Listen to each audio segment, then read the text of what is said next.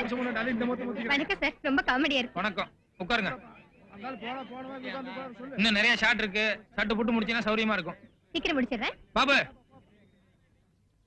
குடிக்கிறது ஏதாவது கொண்டு வர சொல்லு.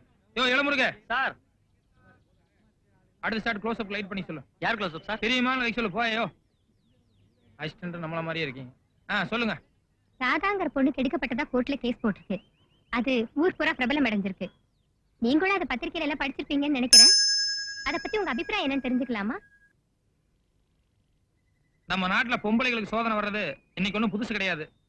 ராமாயணத்துல ராமரு சீதை மேல சந்தேகப்பட்டு நெருப்புல குதிக்க சொன்னாரு. மகாபாரதத்துல புருஷமார்களே பொண்டாட்டி அடமான வச்சு சீட்டாடி விட்டாங்க. சீட்டாடி இல்ல சார், பகடை. சரி, எப்படியோ ஒரு அப்படி விட்டாங்க. அந்த மாதிரி ராதா இன்னைக்கு ஒருத்தர் ஏமாத்துறது ஒரு சாதாரண விஷயம் தான். ஆனா அதுக்காக அந்த பொண்ணு கோர்ட்டுக்கு போயிருக்கு பாருங்க. உண்மையிலேயே அது பாராட்டப்பட வேண்டிய சமாச்சாரம். சீக்கிரம் ரெடி பண்ணுங்க. ராதா கோர்ட்டுக்கு போனது பாராட்டப்பட வேண்டிய அளவுக்கு அப்படி என்ன சார் பெரிய சமாச்சாரம்? என்னம்மா இது, நீ ஒரு பொம்பளையா இருந்துட்டு இப்படி எல்லாம் கேக்குற? ராதா நினைச்சிருந்தா தான் கர்ப்பமானதை மறைச்சிட்டு வேற யாரையா கல்யாணம் பண்ணிட்டு போயிருக்கலாம். ஆனா தனக்கு நேர்ந்த அவமானமும் பாதிப்பும் அடுத்த பொம்பளைகளுக்கு வரக்கூடாதுக்காகவும் அடுத்த ஆம்பளைகளுக்கெல்லாம் இது ஒரு பாடமா இருக்கட்டும் தான் கோர்ட்டுக்கு போயிருக்கா. அப்ப அது பாராட்டப்பட வேண்டிய சமாச்சாரம் இல்லையா? சோ உங்களை பொறுத்த வரைக்கும் இந்த கேஸ்ல ராதாவுக்கு தான் வெற்றி கிடைக்கணுங்கிறது உங்க அபிப்பிராயம் இல்லையா? ராதாவுக்கு வெற்றிங்கிறது இந்த கேஸோட தீர்ப்பை மட்டும் வச்சு அது கிடைச்சிட போறது இல்ல. என்னைக்காவது ஒரு நாள் அந்த ராஜா திருந்தி இவகிட்ட மன்னிப்பு கேட்டு மனைவியை ஏத்துக்கணும். அன்னைக்குதான் உண்மையிலேயே அவ ஜெயிச்ச மாதிரி. சார், நான் உன்னை கேக்குறேன், தப்பா நினைச்சுக்க மாட்டீங்களா? நான் பொதுவாவே யாரையும் தப்பா நினைக்கிறது இல்ல. அதுலயும் நீங்க பத்திரிக்காரங்க, அப்புறம் கசமுசன் ஏதாவது எழுதுவீங்க. இஷ்டம் போல கேளுங்க. அபிப்பிராயம் சொல்றதுன்னா யாராவது ஒருத்தர் பக்கம் தான் சொல்லணும். முதல்ல நான் கேட்கும்போது ராதாவை பாராட்டினீங்க. கடைசியா நான் கேட்கும்போது ராஜா திரும்பி ராதாவை கல்யாணம் பண்ணிக்கணும்னு சொல்றீங்க. யாராவது ஒருத்தர் பக்கம் சப்போர்ட் பண்ணுங்க சார். நியாயமான கேள்விதான். அம்மா, பூட்டும் சாமியும் தனித்தனியா இருந்தா யாருக்கு புண்ணியம்? அது ரெண்டும் ஒன்னா சேர்ந்தா தானே வீட்டுக்கு பாதுகாப்பு. ராதாவுக்கா இல்லனாலும் அவ வயித்துல ஒரு குழந்தை இருக்கு. நாளைக்கு அதுக்கு ஒரு அப்பா பேர் அவசியமா தேவைப்படுது. அதுக்காக தான் அவங்க ரெண்டு பேரும் ஒன்னா சேரணும்னு ஆசைப்படுறேன். ஓகே சார், இந்த கேஸ் சம்பந்தமா நீங்க வேற ஏதாவது சொல்ல நினைக்கிறீங்களா? வேற கொஞ்சம் செக்ஸியா இருக்கும், பரவாயில்லையா? பரவாயில்ல, சொல்லுங்க சார். கட்டி பிடிக்கும் போது சார், கட்டி பிடிக்கும் போது ஆம்பளையும் பொம்பளையும் ஒன்னா சேர்ந்து தான் கட்டி பிடிக்கிறோம். ஆனா கற்புங்கிற கட்டுப்பாடு வரும்போது ஆம்பளை மட்டும் தனியா காணாம போயிடுறான். என்னைக்கு அந்த கட்டுப்பாட்டுக்குள்ள ஆம்பளை வந்து சேரானோ அன்னைக்குதான் அந்த பிரச்சனை தீரும். என்ன சார் இது? இவ்வளவு அழகான மேட்டர், இது போய் செக்ஸ்னு சொல்றீங்களே? செக்ஸும் ஒரு அழகான மேட்டர் தான்மா. ஆனா அதை நம்ம இன்னும் சரியா புரிஞ்சுக்க.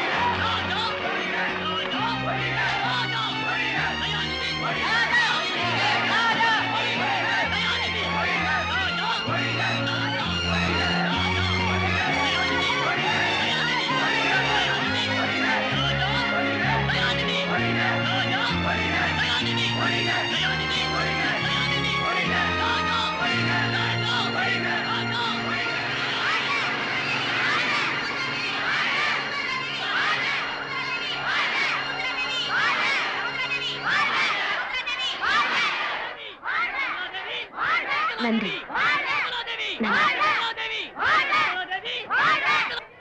யுவர் ஆனர், நீதிமன்றத்திற்கு தேவைப்படுவது தகுந்த சாட்சியங்கள், ஆதாரங்கள்.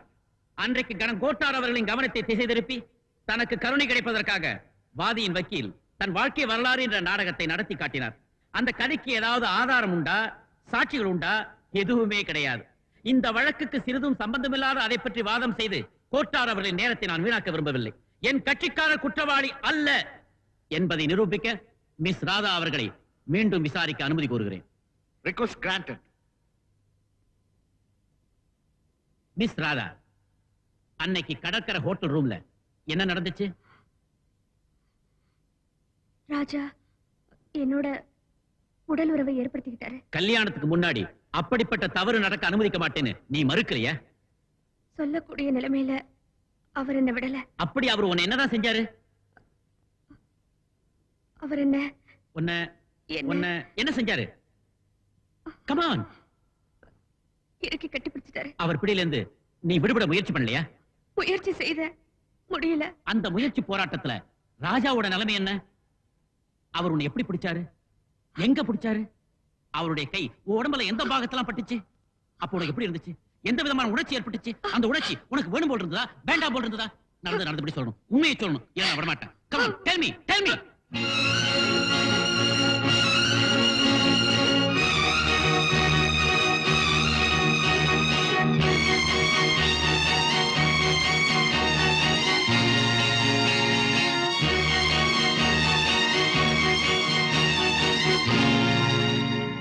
யுவர் ஆனர், நிறைந்த நீதிமன்றத்தில் ஒரு இளம் பெண்ணிடம் ஈவு இரக்கமில்லாமல் ஒரு அட்வொகேட் அருவருக்கும்படியான ஆபாச கேள்விகளை கேட்பதை நான் மறுக்கிறேன்.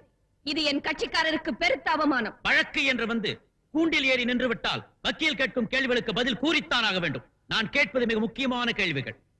கல்வி, நாகரீக, மான உணர்வு கொண்ட எந்த பெண் தான் இந்த மாதிரி கேள்விகளுக்கு பதில் சொல்லுவான்? ஒரு பருவ பெண் வெட்கமானத்தை விட்டு இவ்வளவு பேர் மத்தியிலே நின்று அவன் தன்னோடு உடலுறவு கொண்டான் என்று தைரியமாக சொல்லும் போது அது சம்பந்தமான என் கேள்விகளுக்கு மட்டும் ஏன் பதில் சொல்ல முடியாது? எனக்கு தெரியும், சொல்ல முடியாது. ஏனென்றால் என் கட்சிக்காரர் உடலுறவு கொண்டதற்கு எந்த விதமான ஆதாரங்களும் கிடையாது. அந்த காட்சியை கண்ணால் கண்டதற்கு சாட்சி கிடையாது. இப்படி நடந்திருக்கலாம், அப்படி நடந்திருக்கலாம் என்ற அனுமானங்கள் அர்த்தமற்றவை. சமூகத்தில் ஒருவன் பலவிதமாக விமர்சிக்கப்படலாம். சட்டத்தின் பார்வையில் அவன் குற்றவாளியா? வாதிக்கு கொடுமை இழைக்கப்பட்டால் அந்த குற்றத்தை நிரூபிக்க தேவைப்படுவது கடிதங்கள், புகைப்படங்கள், தடயங்கள், தகுந்த ஆதாரங்களை தவிர ஜோடிக்கப்பட்ட கதைகள் அல்ல. தகுந்த சாட்சியங்கள் தாக்கல் செய்யப்படாத வரையில் சட்டத்தின் நேர் பார்வையில் என் கட்சிக்காரர் குற்றவாளி அல்ல அல்ல. That's all, Your Honor. Your honour, mister தயாநிதியை நான் சில கேள்விகள் கேட்க விரும்புகிறேன். Yes, proceed.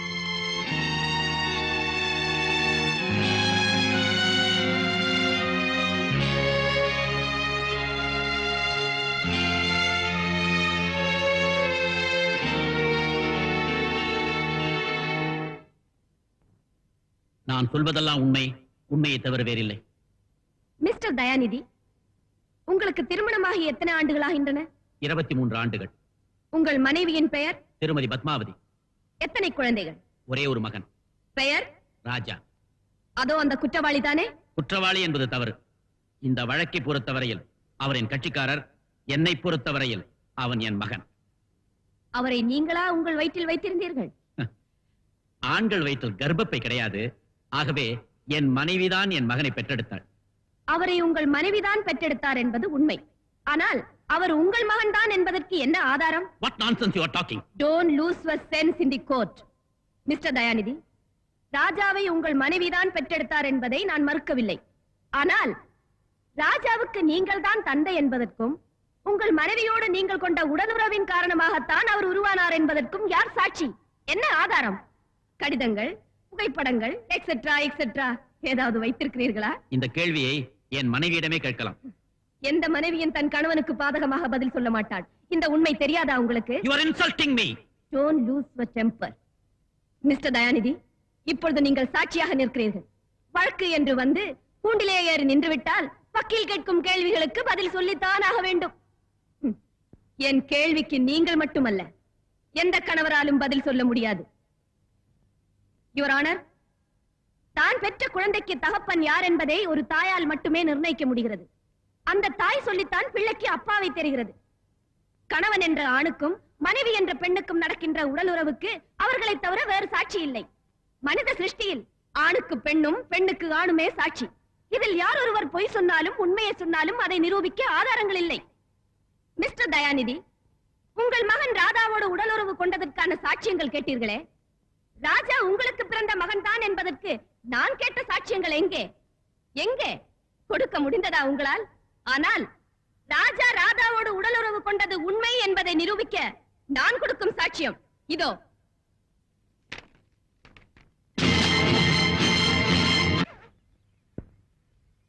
நம்ம காதல் சின்னம் அவமான சின்னமாக கூடாது. அதனாலதான் சொல்றேன், நான் கர்ப்பிணின்னு வெளியே தெரியறதுக்கு முன்னால நீங்க என் கழுத்துல தாலி கட்டியாகணும். தான் பிள்ளை ஒரு கர்ப்பிணி கல்யாணம் செய்துக்கிறத எந்த அப்பா அம்மா தான் சம்மதிப்பாங்க? உங்க அப்பா அம்மா சம்மதத்தோடய என்ன காதலிச்சீங்க? கல்யாணம் பண்ணிக்குவீங்கன்னு நம்பித்தானே உங்க ஆசைக்கு நான் சம்மதிச்சேன். அப்போ என்னென்ன பொய் சொன்னீங்க? ராதா, காதல்ங்கிறது ஒரு விதமான பசி. அது அடங்குறதுக்கு அதை இதை சொல்லித்தானே தொலைக்க வேண்டியிருக்கு. அதெல்லாம் உண்மையாயிடுவேன். ஒண்ணு மட்டும் மறுக்க முடியாத உண்மை, என் கர்ப்பத்துக்கு காரணகர்த்தா நீங்கதான். அது எனக்கும் உனக்கு மட்டும் தானே தெரியும், உலகத்துக்கு தெரியாதே. தெய்வத்துக்கு தெரியுமே. அந்த தெய்வம் வந்து சாட்சி சொல்ல போதா? அப்போ மனசாட்சி? மண்ணாங்கட்டி. இத பார், உன் கர்ப்பத்துக்கு நான் தான் காரணம்னு உன்னால நிரூபிக்க முடியுமா? அப்படியே நீ அதை வெளியில சொன்னாலும் எனக்கு எதுவுமே தெரியாதுன்னு கற்பூரத்தை அணைச்சு சத்தியம் பண்ணிடுவேன். அதனால உன் நிலைமை இன்னும் மோசமாயிடும். ஜாக்கிரதை. இப்போ என் வயித்துல இருக்கிற குழந்தைக்கு வழி அழிச்சிடு. It's very easy and simple. அப்படி சொல்லலாமா? அது உங்க குழந்தை இல்லையா? அப்படி பார்க்க போனா எத்தனையோ குழந்தைகளுக்கு நான் அப்பாவாயிருக்கணும். வரட்டுமாடிய அப்பாவி பொண்ணே. பாய். யுவர் ஆனர், சட்டம் ஒரு இருட்டறை, அதில் வக்கீலின் வாதம் ஒரு விளக்கு, அது ஏழைக்கு எட்டாத விளக்கு என்று ஒரு பேரறிஞர் கூறினார். அந்த விளக்கு ஏழை ராதாவுக்கு எட்டியே ஆக வேண்டும் என்பதற்காகத்தான் இந்த வழக்கை நான் எடுத்துக்கொண்டேன். குற்றவாளி ராஜா வக்கீல் தயாநிதியின் மகன்தான் என்று தெரிந்ததும் ராஜாவின் பேச்சை டேப் ரெக்கார்டரில் பதிவு செய்யும்படி நான் தான் ராதாவிடம் கூறினேன். கடைசியாக என்னிடம் இருந்த ஒரே ஒரு அஸ்திரத்தை பயன்படுத்தி விட்டேன். யுவர் ஆனர், எதிர்த்தரப்பு வக்கீலுக்கு தேவைப்பட்ட சாட்சியம் இப்போது கிடைத்துவிட்டது. தன் மகனுடைய காதல் விளையாட்டுகள் தெரிந்தும் மிஸ்டர் தயாநிதி அவரை காப்பாற்ற முயற்சித்தாரே தவிர, வஞ்சிக்கப்பட்ட ஒரு பெண்ணின் வயிற்றில் வளரும் தன் பேரன் தேசி மகன் ஆகிவிடுவானே என்று அவர் கொஞ்சம் கூட கவலைப்படவில்லை. யுவர் ஆனர், ஆணுக்கொரு நீதி பெண்ணுக்கொரு நீதி என்று சட்டத்தில் இல்லை. ஆண்களுடைய கொடுமைகளுக்கு பெண்கள் ஆளாகித்தான் தீர வேண்டும் என்று விதி இருந்தால் அந்த விதியை ஒழுங்குபடுத்த வேண்டாமா? மண்புழுக்களாக இருக்கும் பெண்களை பாதிக்கக்கூடிய மனு தர்மம், மனுநீதி, மனுசாஸ்திரம் இவைகளை திருத்தி எழுத வேண்டாமா? பெண் மூலமாக பிறந்த ஆண் அந்த பெண்ணினத்தையே அழிப்பதை அனுமதிக்கலாமா? யுவர் ஆனர், அந்த காலத்து சீதைகள் காட்டுக்கு சென்று குழந்தைகளை பெற்றெடுத்தார்கள். இந்த காலத்து ராதைகள் கோர்ட்டுக்கு வந்து தங்கள் குழந்தைகளின் தகப்பனார் இன்னார் என்று நிரூபிக்க வாதாடுகிறார்கள். பாவப்பட்ட பெண்ணின் தலையில் தண்ணீர் ஊற்றும் நிலைமையை மாற்றி அவளுக்கு திருமணம் செய்து பன்னீர் தெளிக்கும் புதிய விழிப்புணர்ச்சி உண்டாக்க வேண்டும். சட்டத்தை பயன்படுத்தி சமுதாயத்தை மாற்றி அமைக்க வேண்டும். விபச்சாரி, வேசி என்ற சொற்கள் அகராதியிலிருந்தே அகற்றப்பட வேண்டும்.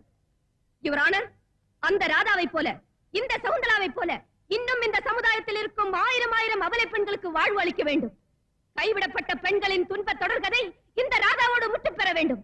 அப்போதுதான் அபலைகள் இருக்க மாட்டார்கள், அப்பன் பெயர் தெரியாத அனாதைகள் இருக்க மாட்டார்கள்.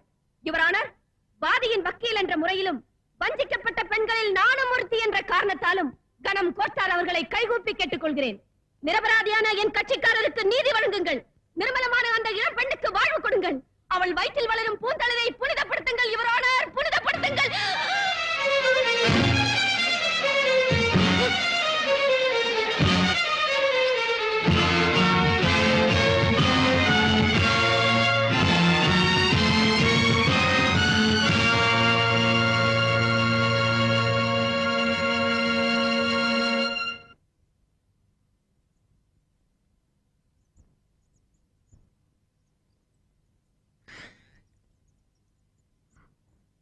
டாக்டர், இப்போ உங்களுக்கு எப்படி இருக்கு? She is all right.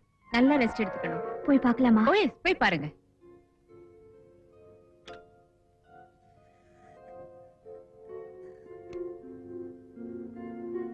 அம்மா, அம்மா,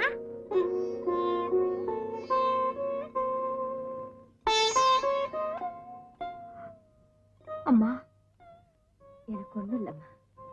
ஐ அம் ஆல் ரைட். நீதிமன்றத்துல உன் விதி நிர்ணயிக்கப்பட போகுது. தீர்ப்பு என்னன்னு தெரிஞ்சுக்கிறதுக்கு நீ அவசியம் கோர்ட்டுக்கு போகணும். சரிம்மா? மிஸ் ராதா ஒரு மைனர். மிஸ்டர் ராஜா அவருடன் உடலுறவு கொண்டு தாய்மையடை செய்தார் என்பது தகுந்த ஆதாரங்களுடன் நிரூபிக்கப்பட்டிருக்கிறது. ராதா தன்னை மணந்து கொள்ளும்படி மன்றாடியும் ராஜா மறுத்திருக்கிறார். இந்திய குற்றவியல் 420 பிரிவின்படி குற்றவாளியின் குற்றம் ஊர்ஜிதம் செய்யப்படுகிறது. ராதாவை திருமணம் செய்து கொள்ளும்படி நீதிமன்றம் ராஜாவுக்கு ஆணையிடுகிறது. Order, order. மறுத்தால் அவர் 6 மாத சிறை தண்டனை அனுபவிக்க வேண்டும். ராஜாவை மணப்பதோ மறுப்பதோ ராஜாவின் விருப்பத்தை பொறுத்தது. அவருக்கு பிறக்கப் போகும் குழந்தை சட்டப்படி ராஜாவின் வாரிசாகும். இந்த வழக்கில் வாதியின் சார்பில் பெண்ணினத்திற்கு தேவையான நல்ல கருத்துக்களுடன் வாதாடிய திருமதி சகுந்தலா தேவியை நான் பாராட்டுகிறேன்.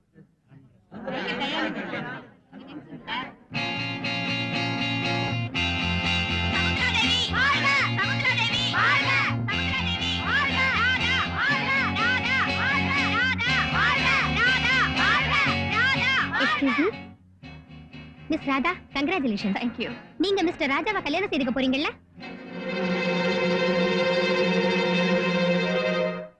நிச்சயமா இல்ல. பின்ன ஏன் கேஸ் போட்டீங்க? என் வயித்துல இருக்கிற குழந்தைக்கு அப்பா யாருன்னு எல்லாருக்கும் தெரியணுங்கிறதுக்காகத்தான். நான் வரட்டுமா? இன்னும் ஒரே ஒரு கேள்வி. I am very sorry. Shakuntala அம்மாவை பாக்கிறதுக்கு நான் உடனே ஹாஸ்பிட்டலுக்கு போகணும். வரேன். ஓகே. ராஜா, வா போலாம்.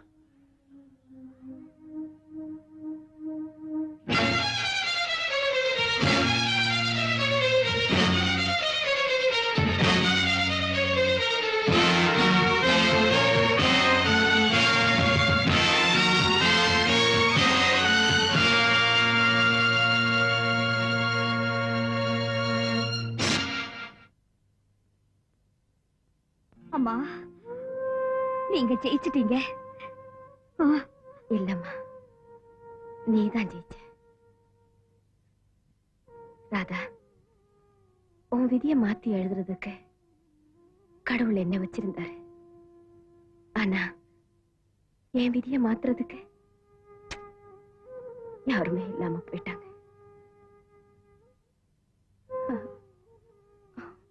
God bless you.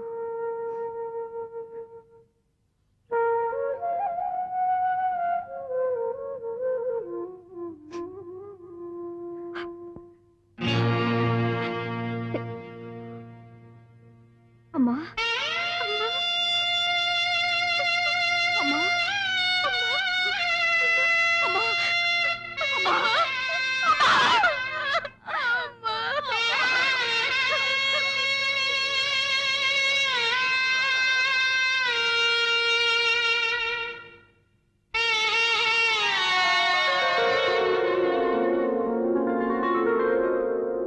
சகுந்தலா அம்மா சாகறதுக்கு முன்னால அவங்க சொத்தையெல்லாம் என் பேருக்கு எழுதி வச்சுட்டாங்க. அவங்க ஞாபகார்த்தமா இந்த பள்ளிக்கூடத்தை நடத்திக்கிட்டு இருக்கேன். எதிர்காலத்துல இது ஒரு பெரிய காலேஜ் ஆகணும். அவங்க மகள் மேகலா இதுக்கு கரஸ்பாண்டா இருக்கணும். என் பிள்ளை பிரின்சிபல் ஆகணும். இதுதான் என் லட்சியம். பெண்ணினத்துக்கு பெருமை தேடி தந்து உங்களை பாராட்டுறேன். அதே சமயத்துல இப்படி ஒரு கெட்டவரை கணவரை அடைஞ்சதுக்காக நான் வெட்கப்படுறேன்.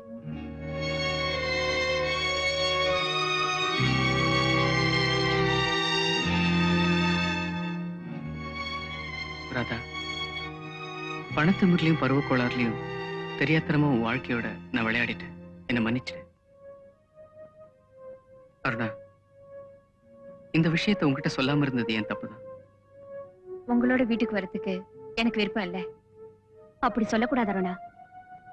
என் விதிக்கும் உன் வாழ்க்கைக்கும் சம்பந்தம் இல்ல. அவர் உன் கணவர். சந்தோஷமா வீட்டுக்கு போ. Good bye.